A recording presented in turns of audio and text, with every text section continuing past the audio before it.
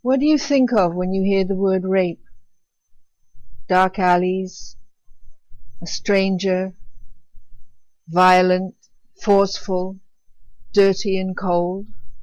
One of the myths of sexual assault is that it's a rape situation, stranger danger situation. People will define that very easily as sexual assault, but that's actually the least common kind of sexual assault. We see that sexual assault most often happens between people who know and may trust each other.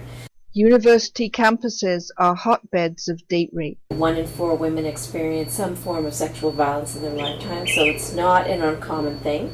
Less than 10% of sexual assaults are reported. And sometimes we are getting the sense that there isn't a real definition of sexual violence. So people don't even know that, like, if in the code of conduct there's not a definition of sexual violence, how are they going to know that they can report? But apart from definition, who would you report to? The cops? But definition notwithstanding, consent is the fundamental issue. I don't care if the person getting assaulted was like begging for it 1 second and then the last minute changes their mind. If somebody says no, get the fuck up off them. That's what it comes down to. If somebody like disagrees at the very last minute, or somebody like no.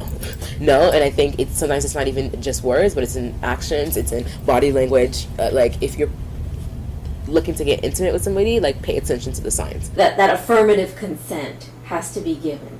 And anything but affirmative consent is sexual assault. I think that's a really positive move that could be very powerful, especially like say in an institution or a campus policy. Consent is often blurred by the use of substances. Drug-facilitated sexual assault, not just things like date rape drugs, but the most common date rape drug is alcohol. A father whose son was once falsely accused puts the blame squarely on alcohol. It's an ongoing discussion what constitutes consent, what is not saying no or saying yes, or well, this is splitting hair. And when you think about it, it's a very thin line. This is very difficult to sort out, and when those young people are, when they drink, it's completely blurry, I guess. What are the practical steps universities can take? There seems to be a need to have overarching standards for how these policies are implemented. The policies are all over the place. There's no standard of how the policies should be. And it's hard then to know, well, if this institution has good policies on paper, how come this institution just a few miles away doesn't have matching policies? So, yeah, we have a very inconsistent picture across the country from what we're seeing so far.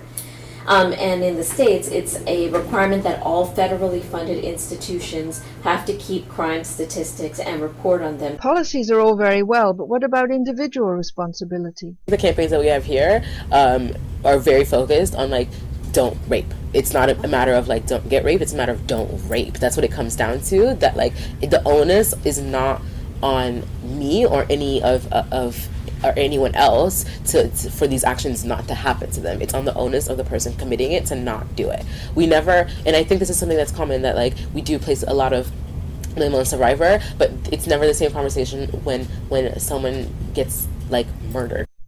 So don't just let's beat around the bush, let's stop it.